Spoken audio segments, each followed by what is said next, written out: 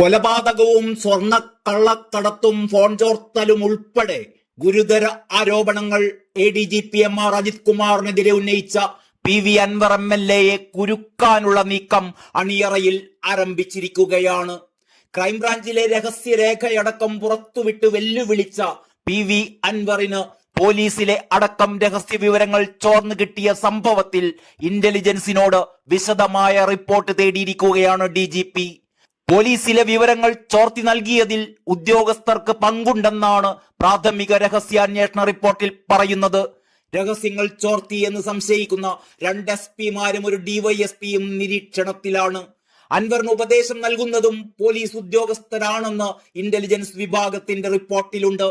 ക്രൈംബ്രാഞ്ചിലെ രഹസ്യരേഖ പുറത്തുവിട്ട് പോലീസിനെ വെല്ലുവിളിച്ചിട്ടും PV അൻവറിനെതിരെ police ഇതുവരെയും അന്വേഷണം ആരംഭിക്കാത്തത് വിവാദമായിരുന്നു.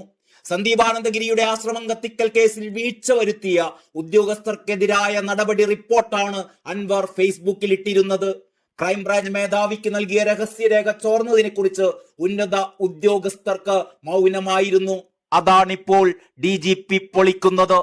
നേരത്തെ താൻ ഫോൺ ചോർത്തിയതായി അൻവർ തന്നെയായിരുന്നു വാർത്താ സമ്മേളനത്തിൽ വെളിപ്പെടുത്തിയിരുന്നത്.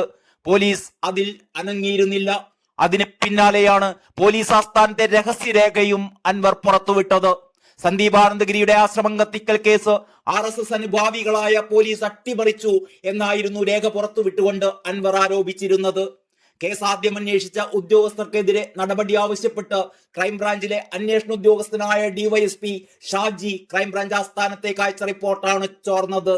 പോലീസുകാർ ഉപയോഗിക്കുന്ന സോഫ്റ്റ്വെയർ വഴി തിരുവനന്തപുരം പേട്ടയിലുള്ള ക്രൈംബ്രാഞ്ച് യൂണിറ്റിൽ നിന്നും ക്രൈംബ്രാഞ്ച് ആസ്ഥാനത്തേക്ക് കൈമാറിയ രഹസ്യരേഖയായിരുന്നു ചോർന്നത്. വാർത്താ സമ്മേളനത്തിൽ റിപ്പോർട്ട് പുറത്തുവിട്ട ശേഷം സ്വന്തം ഫേസ്ബുക്ക് പേജിൽ ഇടുകയായിരുന്നു അൻവർ. തനിക്കെതിരെ ആരോപണങ്ങൾ ഉന്നയിക്കാൻ PV അൻവറിന് പിന്നിൽ വലിയൊരു മാഫിയ സംഘം പ്രവർത്തിക്കുന്നു എന്നായിരുന്നു ADGP MR അജിത് കുമാറിന്റെ മൊഴി. കുഴൽപ്പണ ഇടപാടുകാരും തീവ്രവാദ ബന്ധമുള്ളവരുമാണ് അതിന് പിന്നിലെന്നും ADGP മൊഴി നൽകിയിരുന്നു.